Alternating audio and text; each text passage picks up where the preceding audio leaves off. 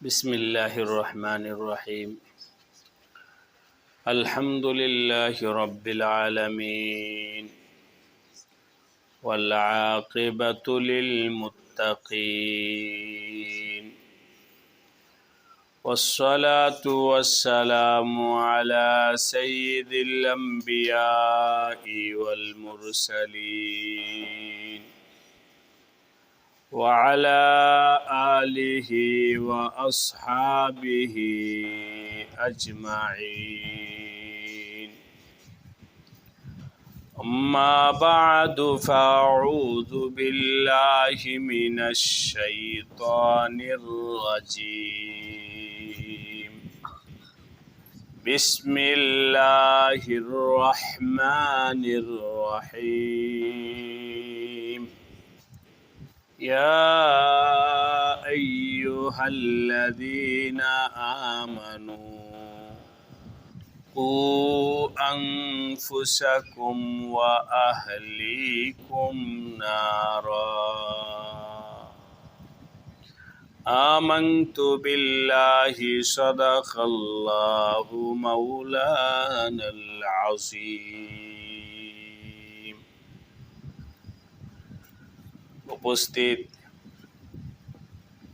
আজকের খাস মশওয়ারা মজলিসে হযরত উলামায়ে কেরাম,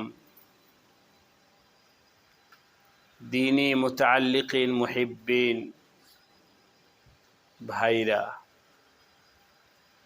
আল্লাহ রাব্বুল আলামিনের দরবারে অসংখ্য শুকরিয়া যে আল্লাহ পাক আমাদেরকে এক উঁচা নিসবতে, উঁচা ফিকিরে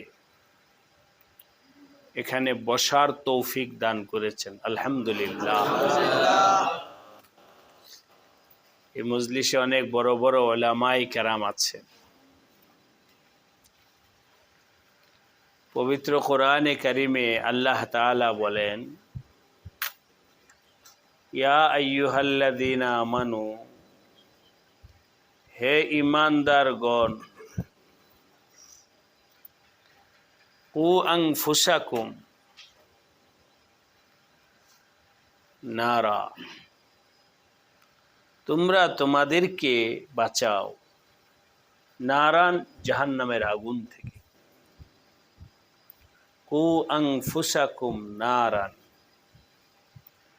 তোমরা জাহান্নামের আগুন থেকে নিজে বাঁচার চেষ্টা করো। ও আহলিকুম, এবং তোমাদের আহালকেও জাহান্নাম থেকে বাঁচানোর জন্য চেষ্টা করো। নিজে বাঁচাও, নিজের আহালকে বাঁচাও।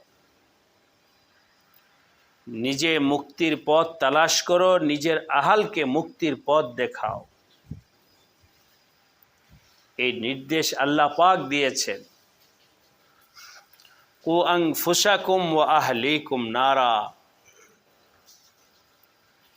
এরপরে জাহান্নামের বিভিন্ন হালাত আল্লাহ পাক সামনে বলেছে। আজকে আমাদের যেভাবে জাহান্নামের আগুন থেকে বাঁচার জন্যে, নিজে বাঁচার জন্যে যতটুকু গুরুত্ব, মেহনত, মুজাহাদা, রিয়াজত, কুরবানি যতটুকু করার দরকার, নিজের ব্যাপারেও আমরা ততটুকু করতে পারতেছি না। তো আহলিকুম, এবং উম্মতকে জাহান্নাম থেকে বাঁচানোর জন্যে যেভাবে আমাদের মেহনত করার দরকার সেটাও আমরা করতে পারতেছি না। বরং আমরা এই দুনিয়ার পরিবেশের মধ্যে পইরা দুনিয়ার বিভিন্ন একটা হালাতে পড়ে গেছি, ওই হালাতের মধ্যে চক্কর খাইতেছি। আমি আজকে আল্লাহ পাক আমাকেও তৌফিক দিন, সবাইকে তৌফিক দান করেন। নিজের ব্যাপারে ফিকির করা যে আমার জিন্দিগিতে জাহান্নামে যাওয়ার মতো কি কি বদ আমল, বদ অভ্যাস আমার ভেতরে আছে, এই কারণে আমাকে জাহান্নামে যাওয়া লাগতে পারে, এই কারণে আমাকে জাহান্নামে যাওয়া লাগতে পারে। এভাবে নিজের মধ্যে কি কি অয়ুব আছে এগুলো আমি তালাশ করি। বরং সিরিয়াসলি যদি কারো পক্ষে সম্ভব হয় তাহলে লেখি, নিজের ডায়েরি বানাই, ব্যক্তিগত ডায়েরি, নিজের ডায়েরি বানাই যে আমার ভেতরে কি কি সমস্যা আছে, যেই সমস্যার জন্যে আল্লাহ পাক গ্রেফত করলে আমাকে জাহান্নামে যাইতে হবে, এমন কি কি হালাত আমার ভিতরে আছে, আমি আমার ব্যাপারে লিখতে থাকি। আল্লাহ, মানুষের মুখ অনেক কিছু বলে, বাস্তব অবাস্তব অনেক কিছু বলে, কিন্তু আল্লাহ তাআলা সেই তুলনায় মানুষের কলবকে কিছুটা সালেম রাখছে। মানুষের মুখ মিথ্যা কথা বলে কিন্তু কলব মিথ্যা কথা কম বলে, মানুষের মুখ অন্যায় কথা বলে কিন্তু কলব অন্যায় কম বলে। এই জন্যে একজন ব্যক্তি যখন কোনো গুনাহের কাজ করে তো কলব তাকে মালামত করে, কলব তাকে বলে কেন তুমি এই কাজটা করলে। নিজের ভেতরে অনুশোচনা আসে, তো অনুশোচনাটা তো কলবের মধ্যে আসে, তো কলব আমাকে মালামত করে তুমি এই অন্যায় কাজটা কেন করলা, তুমি এই জুলুমটা কেন করলা। কে বলে? কিন্তু কলব তো হারদম আমাকে সতর্ক করতেছে। সুতরাং ওই কলবকে যদি আমি জিজ্ঞাসা করি আমার ভিতরে কি কি সমস্যা আছে, তা আমার কলব বলবে এই সমস্যা, ওই সমস্যা, ওই সমস্যা। যখন কলবকে নিয়ে আমি নিজে জায়েজা নিতে থাকবো, লিখতে থাকবো, কে বলবে? কলব আমাকে বলবে, কলব আমাকে বলবে তোমার সমস্যা আছে, লিখো সমস্যাগুলো। বুজুর্গানে দিন, বিশেষ করে হযরত শাহ আশরাফ আলী থানভী আলাইহির রাহমা, হযরত এক জায়গায় বলেছেন ইসলাহের তরিকা, এর মধ্যে বলছেন যে তুমি তোমার অয়ুবগুলোকে লিখো, ফিহরিস্ত বানাও, চার্ট বানাও। বানাইলাম আমি আমাকে নিয়ে যে আমার মধ্যে কি কি সমস্যা আছে। এবার এই সমস্যাগুলোর সমাধান, ইসলাহ, সংশোধন করার জন্যে হযরত থানভী রহমাতুল্লাহ আলাইহি কথা বলছে, এটা আপনাদেরকে শোনাই দিচ্ছি। সবগুলো তো একসাথে সমাধান করতে তুমি পারবা না, দেখো কোনটা সম্ভব। কথার কথা, আমার যদি এরকম সমস্যা আমি লিখি 20টা, তো তার মধ্যে একটাও যদি কমে তো আলহামদুলিল্লাহ, একটা তো আমার ছুটে গেল, একটা তো কমলো। তো দুই দিক থেকেই হতে পারে তরতিব, যেইটা ছাড়া সহজ ওইটা আগে ছাড়লাম, যেটা ছাড়া সহজ ওইটা আগে ছাড়লাম। আমি হাফিজ সাহেবের সাথে কথা বলেছি, কথা বলেছি, যেই ছেলেরা হিফজ শেষ করে ওরা তো আবার দ্বিতীয়বার শোনায় থেকে কোন দিক থেকে আগে শোনাবে? যেই পাড়াটা ভালো ইয়াদ আছে ওইটা আগে শোনাবে না কাঁচাটা আগে মজবুত করবে? তো হাফিজ সাহেব কেউ বলে যে হুজুর যেটা ইয়াদ আছে ওইটাই আগে শুনাইলে ভালো, কারণ কাঁচাটার পিছনে যদি মজবুত করতে যায় আর যেটা ইয়াদ আছে ওইটা যদি কি হয়ে যায়, কাঁচা হয়ে যায়, তাহলে তো সমস্যা হবে। এই জন্যে আগে যেটা ইয়াদ আছে ওইটাই আগ্রহের সাথে একবার শোনাক, তো তার আগ্রহ থাকবে, তার সাহস হবে যে আমি পারি। যখন পারা পারা পারা পারা এর হালাত পয়দা হবে, তখন ওই যেটা কাঁচা আছে ওইটার প্রতিও তার সাহস বাড়বে। তো সুতরাং এখানে তরতিব দুইভাবেই হতে পারে। এক হলো যে সমস্তগুলো সহজ, ওই সহজ বদ আমলগুলোকে আগে ছাইড়া দিই। তাহলে বুঝলাম যে আমার অন্যায় ছিল কয়টা? 20টা। তার মধ্যে আমি দেখলাম এইটা ছাড়লে কোনো সমস্যা নাই, খামোখাই আমি এটা করি, অহেতু ছাইড়া দিছি। তাহলে এখন একটা যখন ছাড়লাম, তো আমার কয়টা হয়ে গেল? আমার মনকে আমি বুঝ দিতে পারবো যে আমি গুনাহ ছাড়তে পারি। এই যে একটা কমে গেছে, 1 সপ্তাহ হয়েছে গুনাহটা করি না, কি হয়েছে? মনোবল বাড়ছে যে আমি ছাড়তে পারি। এরপরে আরেকটা ছাড়, আরেকটা কমল, এরপরে আরেকটা ছাড়ি, এভাবে সহজ থেকে ছাড়তে থাকি। ছাড়তে ছাড়তে যখন আমার মনের মধ্যে সাহস আসবে, তখন আমি কঠিনটার উপরে হামলা চালাই। এভাবেও হতে পারে, আবার উল্টাভাবেও হতে পারে।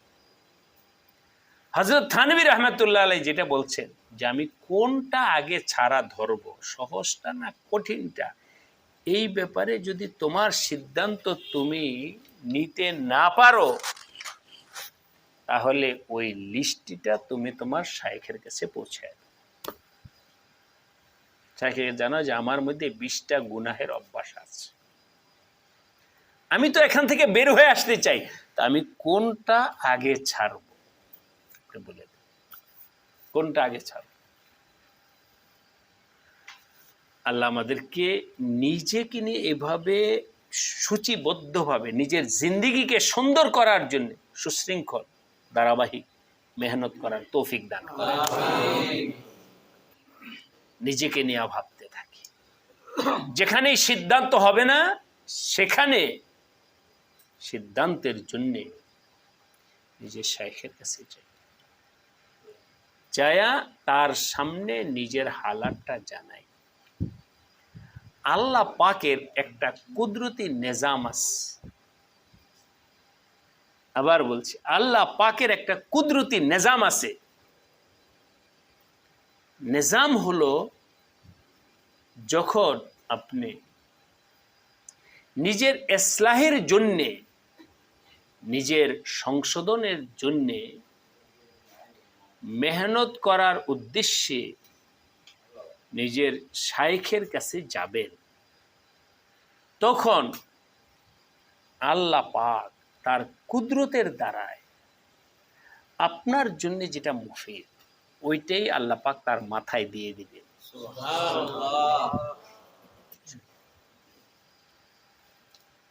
মাথায় আল্লাহ পাক দিয়ে দিবে,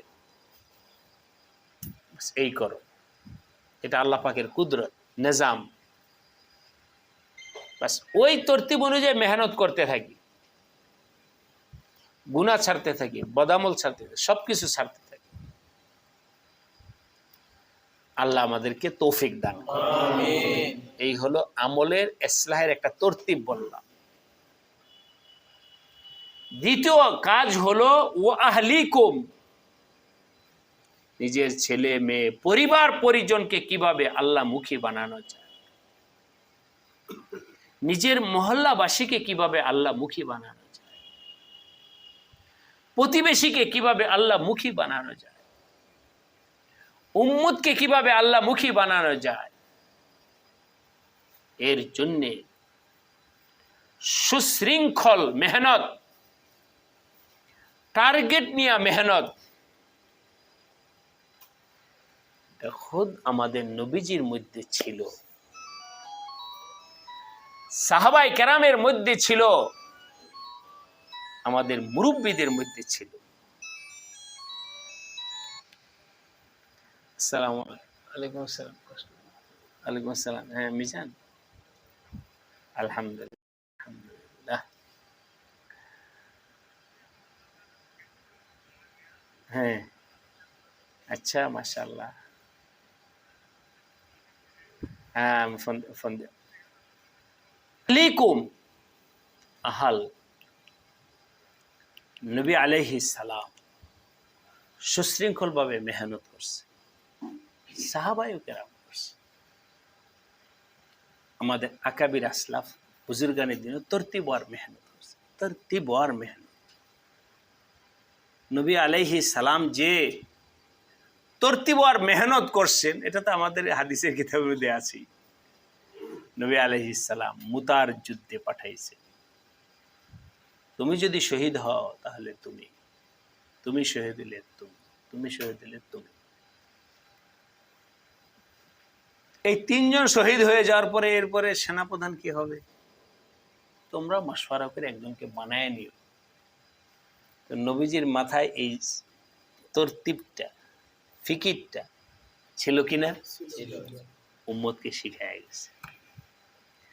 আর আজকে জমানায় ইহুদি খ্রিস্টানরা, বিজ্ঞানী এবং সমরবিদ যারা আছে, তারা থিসিস করতেছে যে আমাদের নবীজি 23 বছরের নবুয়তের জিন্দিগিতে কতগুলো যুদ্ধ পরিচালনা করেছেন ওই সময় যখন তিনি নিরস্ত্র, যখন ম্যাপ, গুগল কিছু ছিল না, যখন মোবাইল, ইন্টারনেট কিছু ছিল না। কোথায় মুসলমানদের বিরুদ্ধে সেই মুতায় কি পরিমাণ সৈন্য নিয়ে আসছে, সেখানে আমার কিভাবে প্রস্তুতি নিয়ে পাঠানোর দরকার, এটা উনি পাইলেন কোথায়? এগুলো নিয়ে অলরেডি মুসলমানরা তো নিজেদের ইতিহাস ঐতিহ্য সম্পর্কে বিলকুল গাফেল, তো ইহুদি খ্রিস্টানরা এগুলো নিয়ে কি করতেছে? কি করে ওনার দ্বারা সম্ভব হলো? চারটিখানি কথা নয়, যাই হোক। কিন্তু আজকে নবী আলাইহিস সালামের উম্মত হয়ে আমরা আমাদের ভিতরে আল্লাহর দ্বীনকে আগে বাড়ানোর জন্যে সুশৃঙ্খল, তরতিবওয়ার, ফিকিরওয়ালা মেহনত কমে গেছে। আল্লাহ আমাদের সবাইকে ফিকিরমন্দ হওয়ার তৌফিক দান করেন। আজকে আল্লাহ আমাকে এখানে রাখছেন, উলামায়ে কেরাম এখানে অনেক আছে, যাকে যেখানে আল্লাহ বসাইছে, কেউ ইমামত হিসাবে, কেউ ওস্তাদ হিসাবে, কিন্তু অবশ্যই তো আপনার সাথে কিছু না কিছু মানুষের লেনদেন, ওঠা বসা, চলাফেরা, আত্মীয় স্বজন সব মিলা বিশাল বড় একটা জামাতের সাথে আমার আপনার চলাফেরা আছে। যারা ইমাম, তাদের সাথে তো চলাফেরা পুরো মহল্লার সব তবকার সাথে। যে ইমাম না, তার সাথেও কিছু না কিছু মানুষের কি আছে, আপনার ছেলেকে বিবাহ দিচ্ছেন, মেয়েকে বিবাহ দিচ্ছেন, হাট বাজার করেন, কাপড় চোপড় কেনেন। মানুষ তো মানুষ ছাড়া চলতে পারে না। মানুষ দোস্তি আছে, বন্ধু আছে, লেনদেন আছে, ব্যবসা বাণিজ্য, সব কিছু মিলে আমাদের জিন্দেগি। আমরা যদি সেটাকেই আল্লাহর দ্বীনি কাজে লাগাইয়া দেই, ওই সম্পর্কটাকে যদি আমি আল্লাহর দ্বীনি কাজে লাগাইয়া দিই, আত্মীয়তার সম্পর্ককে, ব্যবসা বাণিজ্য সম্পর্ককে, সামাজিক সম্পর্ককে, দোস্তির সম্পর্ককে যদি আমি আল্লাহর দ্বীনি কাজে লাগাইয়া দিই এবং সবাই যদি মেহনত করতে থাকি, তাহলে বললেন তো আমাদের সমাজ, রাষ্ট্রের হালাত কি এটা থাকবে না? অনেক পরিবর্তন হবে, অনেক পরিবর্তন হয়েছে। এই জন্য ভাই, এখানে আমরা যারা আছি, আপনারা কমবেশ সবাই আমরা একটা সিলসিলা তাসাউফ, আত্মশুদ্ধি, আকাবির ও আসলাফের যে সিলসিলা রেখে গেছেন, বিশেষ করে আমাদের ওলামায়ে যারা হক্কানিয়তের উপরে বর্তমান জমানায় প্রতিষ্ঠিত, ওলামায়ে দেওবন্দ আল্লাহর দিনকে দুনিয়ার বুকে, আমি ওই দিন একটা কথা বলছি, এখন ওইটার ব্যাখ্যা করব না, যদি ব্যাখ্যা মন চায় তাহলে আমার বর্তমান জমানায় যদি নিঃস্বার্থ শুধু শুধু আল্লাহ পাকের জন্য, আল্লাহর দিনের জন্য কেউ যদি কাজ করে, তাহলে সেটা ওলামায়ে দেওবন্দ। কোনো সার্থকতা নেই। চাই ওলামায়ে দেওবন্দের সেই কাজটা খানকার নিসবতে হোক অথবা দাওয়াত তাবলীগ। দাওয়াত তাবলীগ ওলামায়ে দেওবন্দেরই মেহনতের একটা নকশা। মাদ্রাসার মেহনতের নকশা এটা ওলামায়ে দেওবন্দেরই একটা মেহনতের নকশা। দাওয়াত তাবলীগের মেহনত ওইটাও কি ওলামায়ে দেওবন্দের মেহনতেরই একটা নকশা। হক্কানি তাসাউফ এবং পীর মুরিদি ওইটাও ওলামায়ে দেওবন্দেরই একটা নকশা। যে কোনো ভাবেই হোক, এলায়ে কালিমাতুল্লাহর জন্য মুজাহাদা, এগুলো এসবও আছে সব, আলহামদুলিল্লাহ। ওই যে বলছি তফসিলি বলতে গেলাম না, সব লাইনে ওলামায়ে দেওবন্দের মেহনতের এক একটা নকশা আছে। ওনারা করেন কার জন্যে? আল্লাহর জন্য। যতটুকু করেন আল্লাহ পাকের দিনের জন্য করেন, নিঃস্বার্থ। বাকি আপনার অমুকে অমুকে তমুকে, এই জন্য বললাম যে আমার বিস্তারিত এখন বলবো, কিন্তু কথা এটাই আমি বললাম। তো ভাই, এই জন্যে আমাদের মাদ্রাসার মেহনত, দাওয়াত তাবলীগের মেহনত, তাসাউফের মেহনত, সব মেহনতগুলোকে কিভাবে আগে বাড়ানো যায়, এর জন্যে পরস্পর মাশওয়ারা, তাআউন, পরামর্শ। আমাদের উর্দুতে একটা কথা আছে, সাথ দেনা। আমি দিনে একটা কাজ করতেছি, তুমি আমার সাথ দিও। তুমি একটা দিনই কাজ করতে হয়েছে, আরেকজনের সমর্থন কি দেওয়া? সমর্থন। আমাদের আকাবির ও আসলাফ বুজুর্গানে দিনের মধ্যে সে হালাত ছিল, থাকার কারণে অল্প সময়ের ভিতরে সারা দুনিয়াতে তাদের মেহনতের নকশা আল্লাহ পৌঁছে দিয়েছে। আল্লাহ আমাদেরকেও সে আকাবিরদের নকশ কদমের উপরে চলবার তৌফিক দান করেন। সেই নকশার মধ্যে যে তরতিব আমাদের আপাতত বাৎসরিক ইসলাহি জোর মাদানী কমপ্লেক্সে যেটা হয়, আমাদের সুলুকের লাইনে, আলহামদুলিল্লাহ আপনারা তো এখানে যারা আছে কমবেশ সকলেরই সামনে নকশা আছে। এর দ্বারাও উম্মতের মোটামুটি কমবেশ কি ফায়দা হচ্ছে। দাওয়াত তাবলীগের দ্বারা তো আছি সারা দুনিয়াতে। এই মেহনতটা আমাদের সামনে এখন তাকাজা, সেটা হলো নভেম্বরের 19, 20, 21। নভেম্বরের 19, 20, 21 এই মেহনতে আমরা সবাই শরীক হওয়ার জন্য চেষ্টা করবো তো ইনশাআল্লাহ। তো আমাদের যখন হতো ইজতেমা হতো, ইজতেমা টঙ্গী বিশ্ব ইজতেমা হতো এন্তেসারের আগে, বিভাজনের আগে। আমরা যখন ছাত্র ছিলাম তখন মুরব্বীরা বলতেন যে ইজতেমা তো 3 দিনের, কিন্তু আসলে ইজতেমা তো 3 দিনের ইজতেমায় কিছু হবে না, আসলে আমাদেরকে মেহনত করতে হবে সারা বছরের। তো 3 দিন মানে 3 দিন হলো, তো 3 দিনের দ্বারায় পুরা বছর মেহনত করা, কি করা? নকশা তৈরি করো। ওইখান থেকে নকশা নিয়ে পুরা বছর মেহনত করো, পুরা বছর মেহনত করো এই 3 দিনের নকশা নিয়ে। আগে পরের মেহনতটাই মূল, ওই 3 দিনের। এই জন্যে ওই ইজতেমাকে সামনে রেখে জামাত বের হয় না, আবার ইজতেমা থেকে কি বের হয়? তো আগেও ওইটাকে সামনে রেখে, ভাই সামনে ইজতেমা আছে, আমাদের জামাত বের করতে হবে, জামাত বের করতে হবে, তাকাজা দিয়ে জামাত বের করে। কেন? লোকদেরকে তৈরি করে ইজতেমার জন্য। আর ইজতেমার মূল তাকাজাটা কি?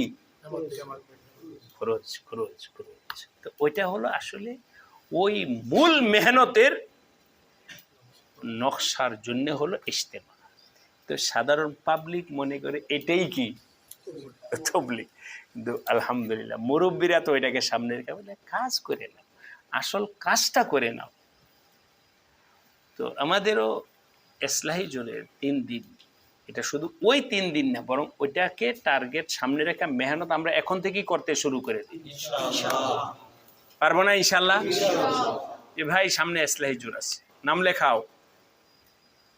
এবং মাগরিবের আগে এইভাবেই বৈশা হুজুরা ছিলেন, বলতেছিলাম আমাদের মাওলানা মনির সাহেব হুজুর কথার কথা ওনার আমগাডা থেকে একটা জামাতের নকশা তৈরি করছে, নাম লেগেছেন 20 জনের। তো যেই 20 জনের নামটা এখানে আছে, কথার কথা আমার যেখানে যেটা আসলো, কত ফায়দা হবে, কত রং ধরবে যদি আমরা এইভাবে কাজ করি। ওই 20 জন, যেই 20 জন লিখছে যে আমরা ইতে যাব, এখনো 4 মাস আছে, ওই 20 জনকে নিয়ে আপনি আপনার মসজিদে একদিন সব গুজারি করেন। এবার যারা তশকিল হয়েছি তারা চলে আসে, এক রাত আমরা মসজিদে থাকবো।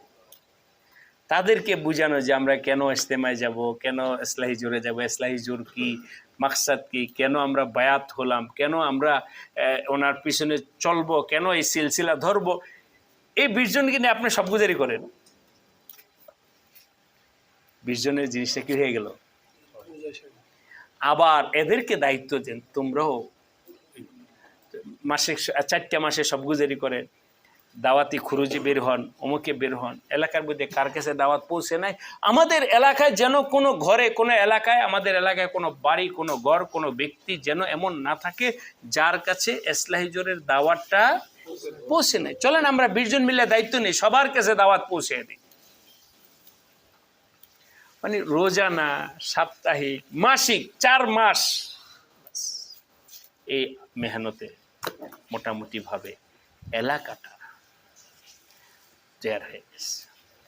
দাওয়াত তাবলীগের সাপ্তাহিক যে গাছটা আছে, ওই গাছটার মধ্যে শরীক হয়ে লোকদেরকে ওইখানে জমায়েত করে, সেখানেও এইসব কথা বলেন যে আলহামদুলিল্লাহ এটাও আল্লাহ পাকের জন্য, এটাও আল্লাহ পাকের জন্য, নিজেদের পরস্পর যেন কারো কোনো ভুল বোঝাবুঝি না থাকে। এভাবে আমরা বিশেষ করে যেহেতু এখানে যারা আছেন মুন্সিগঞ্জেরই সবাইকে নিয়ে বসে, এই জন্য পুরা মুন্সিগঞ্জটাকে আমরা একটা নকশা বানায় মেহনত করতে পারি কিনা বলেন তো? আল্লাহ কোরআনে বলছেন কাম্মিন ফিয়াতিন কালিলাতিন গালাবাত ফিআতান কাসীরাতাম বিইজনিল্লাহ। 5 জন মানুষ দাঁড়ায় যাও, 5 জন মানুষ দাঁড়ায় গেলে একটা থানার জন্য যথেষ্ট। যদি মেহনত করতে চায়, মেহনত করার মতো, তো কিছু লোক দাঁড়ায় গেলেই হল। আলহামদুলিল্লাহ আল্লাহ পাকের মেহেরবানিতে আমাদের মুন্সিগঞ্জের মধ্যে থানা হলো 6টা থানা। লৌহজং, ওইখানে আমাদের এক ভাই আছে, কয়েকজন, মুজাম্মিল, এরপরে নাজমুল, আরো মোটামুটি ভাবে। এমনি লৌহজং থানাটা নদীতে ভাঙ্গার কারণে ছোট হয়ে গেছে। তারপরেও আপনাদের সামনে মোটামুটি মুন্সিগঞ্জের একটা নকশা বয়ান করতেছি। সেখানে মসজিদ, মাদ্রাসা, আলেম ওলামা তুলনামূলক কম, এবং দাওয়াতে তাবলীগের মেহনতও কম। এই 6 থানার মধ্যে তুলনামূলক টঙ্গিবাড়িটা আলহামদুলিল্লাহ, মাদ্রাসাও আল্লাহ পাকের মেহরবানিতে অনেকগুলো আছে, ওলামায়ে কেরামও অন্যগুলোর তুলনায় বেশি আছে। ছোট্ট একটা কারগজের আপনাদেরকে শোনাবো। আল্লাহ, কিছুদিন আগে আমাদের বেসনা কামারখাড়া থেকে আমাকে ফোন গেছে, ওলামায়ে কেরাম ফোন করছে। ওই কে বা কারা কামারখাড়া ওইখানে মেলা করবে, মেলা।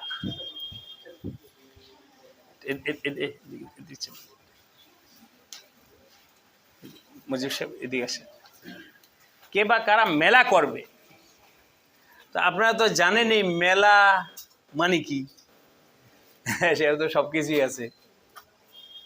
ওলামায়ে কেরাম, স্থানীয় ওলামায়ে কেরাম মিলে দরখাস্ত লিখছে ডিসি বরাবর, দরখাস্ত দিয়ে আসছেন যে এরকম মেলা হলে আমাদের এই সমস্যা, আমরা চাই। থানায় জানাইছে, থানা বলে আমরা দেখতেছি, আপনারা এটা নিয়ে কোনো করার দরকার নেই। থানা থেকে আইসা ওই মেলার যে গটর বানাইছিল, এই যে একটু ফিকির, এর পরবর্তীতে এরা আবার এসলাহি মজলিস দেখছে, আমার হুজুর এখানে আপনি আসতেন, ইনশাল্লাহ আমি আসবো, আমি গিয়েছিলাম। এতটুকু ফিকির করনেওয়ালা মানুষ যদি সব জায়গায় দাঁড়ায় যায়, তাহলে তো আমাদের সমাজে অনেক কাজ কি হয়ে যায়, সহজ হয়ে যায়। তো লৌহজং আজ থেকে 2 বছর আগে আমি এক মাহফিলে গেছিলাম, আমি ফরিদাবাদের মুফতি এমাদউদ্দিন সাহেব দামাত বারাকাতুহু এবং হযরত মাওলানা জিকরুল্লাহ খান সাহেব, তিনজনে এক মাহফিলে ছিলাম ঘোড়াদৌড়ের ওদিকে। তো এলাকার আলেম ওলামারা আইসা আমাদের, হুজুর আমরা তো কোনো কাজ করে আগাইতে পারতেছি না, ওলামায়ে কেরাম মাদ্রাসা কম, ওই যে বললাম মাদ্রাসা কম, আপনারা যদি আমাদেরকে একটু হিম্মত আফজাই করে তাহলে আমাদের কি হয়, সহজ। এটাই তো এক এলাকা থেকে আরেক এলাকায় যাওয়ার দ্বারায় কাজ আগে বাড়ে। তো বহরহাল আমাদের ওই লৌহজং আলহামদুলিল্লাহ এখন আমাদের কিছু মেহনতে নকশা বের হয়ে আসছে, কিছু ভাই আসছে গত বছর জামাতে, এবছরও আসবে। সিরাজদি খান, শ্রীনগর, ওদিকে বালুরচর, এটা কোন, সিরাজদি খান একটা ইউনিয়ন হলো আছে বালুরচর। তো বালুরচর গেছিলাম আমি গত সপ্তাহে, কালীনগর, পুরা বালুরচরে ইউনিয়নে 200 মসজিদ আছে। জিজ্ঞাসা আপনাদের এখানে মসজিদ কয়টা আছে? আমাদের পুরা ইউনিয়নে 200 মসজিদ আছে। আচ্ছা, আপনাদের কালীরচরে কয়টা? কালীরচর হলো গ্রাম। কালীরচরে কয়টা আছে? কালীরচরে 13টা মসজিদ আছে এক গ্রামে। কয়টা? 13। অনেক বড় গ্রাম। আলহামদুলিল্লাহ ওই এলাকায় মোটামুটি আলেম আছে, মোটামুটি মেহনত আছে।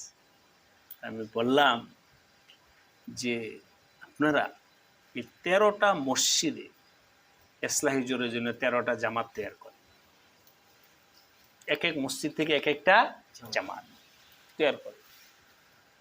তো আলহামদুলিল্লাহ সবাই নিজের আবেগ আগ্রহ দেখাই, কিছুটা নকশা কিছু তরতিব ওইখানে বলে আসলাম।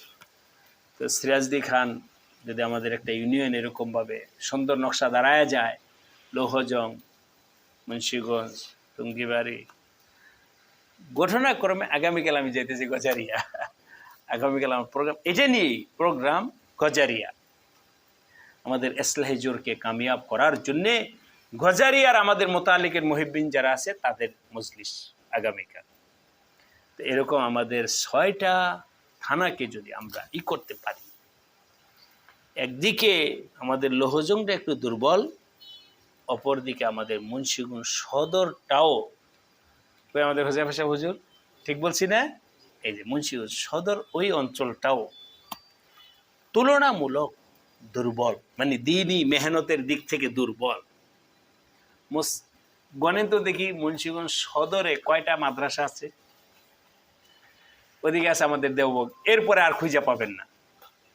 আর আবার আমাদের আপনারা তো সদরে পড়ছে, সদর, এরপরে বাকি 2টা মাদ্রাসা, হ্যাঁ দক্ষিণ ইসলাম, এটা একবার শহর সাইডে গিয়া দেখেন কম। যাই হোক, ওই চর অঞ্চল ওই সমস্ত এলাকাগুলোতে নাই, উল্লেখযোগ্য মেহনত নাই। বিশাল বড় বড় এলাকা কিন্তু উল্লেখযোগ্য মাদ্রাসা, দিনী মেহনত, অনেক কিছুর অভাব। তো ভাই সবাই মিলে যদি আমরা ইনশাআল্লাহ মেহনত করতে পারি, তাহলে প্রত্যেক এলাকায় যেন সহি মেহনত করেনেওয়ালা কিছু লোক দাঁড়ায় যায়। পারবো না ইনশাআল্লাহ? এর পাশাপাশি আরেকটা কারগুজে আপনাদেরকে শুনি, আমাদের খানকার নদীর দক্ষিণ সাইডে দেখছেন আপনারা চরের বিশাল বড় একটা এরিয়া, কিভাবে দেখেন, ওদিকে হলো ফরিদপুরের একটা অঞ্চল, এরপরে শরীয়তপুরের একটা অঞ্চল, এরপরে মাদারীপুরের একটা অঞ্চল, এরপরে গিয়া মতলব মানে চাঁদপুর। এই নদীর ওপার এভাবে সিরিয়ালিভাবে 4টা জেলার আংশিক আংশিক সব মিলে এই চরের মধ্যে পড়ছে। কেমন আছে? কষ্ট হইতেছে আপনাদের সবার, কারেন্ট নাই, কিন্তু এটা তো আমাদের এখতিয়ারের বাইরে। যাই হোক, এই বিশাল বড় অঞ্চলটা এর অবস্থা তো আরো জঘন্য। রাস্তা নাই, ঘাট নাই, মসজিদ নাই, মাদ্রাসা নাই, কিছুই ওই এলাকার। আলহামদুলিল্লাহ, আল্লাহ পাকের মেহেরবানি, সেখানে আমি যথাসম্ভব প্রতি মাসে কোনো না কোনোভাবে চরের যাওয়া হয়। এই অল্প একটু নকল হরকতের বরকতে আল্লাহ পাক এখন এমন বানাইছেন, ওই পুরা চরের মধ্যে এখন যতটুকুই মেহনত আছে আমাদের মেহনত আছে। মানে হক মেহনতটা এখন গালিব ওই চর অঞ্চলে, একবারে না, মানে ওদের তুলনায় মেহনতটা। আগামী 4 তারিখে ওখানে এসলাহি জোর আছে, আগামী 4 তারিখ ওই চরে নপাড়া বলে, পারলে চলে নপাড়া যাওয়ার না, হ্যাঁ নপাড়া, সেখানে ওই একদিন ব্যাপী এসলাহি জোরের আয়োজন হয়েছে। তো এভাবে যদি আমরা বিভিন্ন থানা, ইউনিয়ন মেহনত করতে থাকি, তো ইনশাআল্লাহ আমাদের এলাকা আলোকিত হবে, আমরা আল্লাহ পাকের কাছে দামি হব। কিছু হলো মেহনত করলাম, সবাই করতে রাজি আছি। এখন থেকে সবাই এখানে যারা আছি সকলের কাছে আমি অনুরোধ করে বলবো যে আমরা যে তশকিলের একটা তরতিব, একটা কাগজ দিছি, এই কাগজ নিয়ে আমি আমার মতো করে 10 জন 15 জন আমার মহল্লা থেকে জামাত একটা বের করার জন্যে, তৈয়ার করার জন্যে আমরা চেষ্টা করি। আমাদের মেহনতের ক্ষেত্র কয়টা শুনে, এক হলো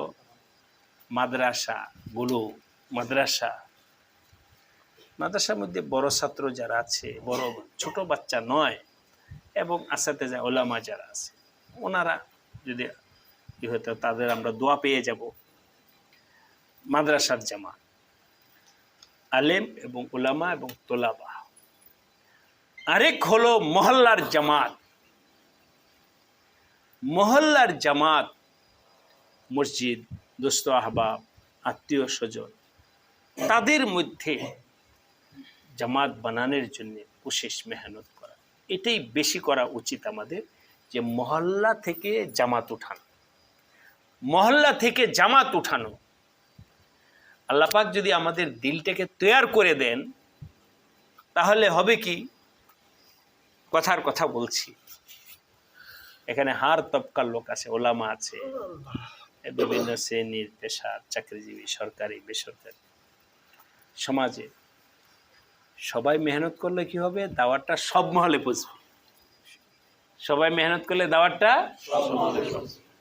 কথা আমাদের ভাই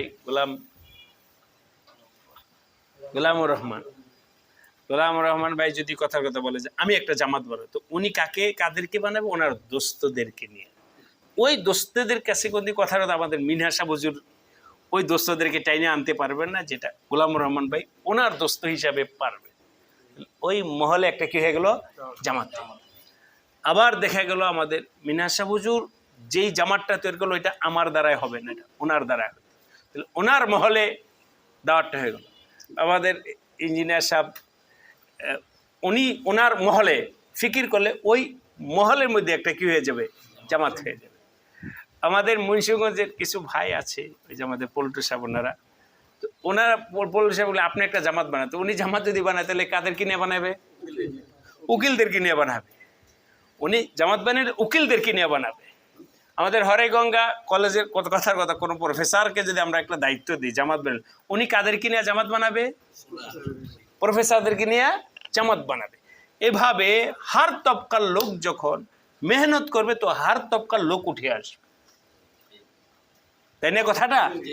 তাই আমরা প্রত্যেকে, আমি আমার মহল, আমার তবকায় মেহনত করার জন্যে চেষ্টা করি। আলহামদুলিল্লাহ, এই আমাদের এসলাহি জোরকে সামনে নিয়ে আবদুল্লাপুর এটা আপাতত আমরা খানকা হিসাবে, অঞ্চলের খানকা হিসাবে ঘোষণা করছি। খানকা শব্দটা সম্পর্কে একটু বলি। আমাদের দেশে খানকা বলতে তো একটা ভুল মেসেজ আসে, কিন্তু থানা ভবন খানকা আছে কিনা? তো এই ভুল মেসেজ থেকে আমরা উম্মতকে উঠে নিয়ে আসি। মানুষ দেখুক যে আসল খানকা তো এটা, যেখানে কোরআন পড়ানো হয়। আসল খানকায় কি পড়ানো হয়? আসল খানকায় জিকির করা হয়, আসল খানকায় এই হয়, আসল এটা আসল সহি। আমাদের সমাজের মধ্যে যে খানকা বলতে জায়গা বুঝছে, মানুষ তো ওইটাই বলছে খানকা মানে ওদের যেখানে গান হবে, যেখানে উরুস হবে, যেখানে ঢোল থাকবে, এটাকেই আমাদের সমাজ তাসাব্বুর করে আসছে। কিন্তু আসলে যে এটা না, আসলে যে খানকা হলো আকাবিরদের মেহনতের নকশার নাম, এটা উম্মত বোঝা শুরু করুক। আলহামদুলিল্লাহ এখন আওয়াজ তো উঠছে কিছু কিছু, তো ইনশাল্লাহ এইভাবে নাম বলতে বলতে হয়ে যাবে। তো আমরা আজকে এখানে যারা বিভিন্ন অঞ্চল থেকে জমায়েত হয়েছি, আমি আপনাদের সবাইকে মোবারকবাদ, শুকরিয়া জানাই। আল্লাহ আপনাদের সবাইকে কবুল করে নেন। কিন্তু এর পাশাপাশি যে তাকাজাটা পেশ করলাম, প্রত্যেকে নিজ নিজ এলাকায় জিম্মাদারি নেওয়ার জন্য চেষ্টা করব ইনশাআল্লাহ। এখন এই অল্প অল্প করে একটু কারগুজারি আমরা চেষ্টা এবং মেহনতের একটু একটু কারগুজারি দু একজন থেকে শুনি, শোনার পরে এশার নামাজের সময় প্রায় হয়েই যাবে ইনশাআল্লাহ। পরে আমাদের মজলিস শেষ হবে। এটা বিশেষ করে আব্দুল্লাহ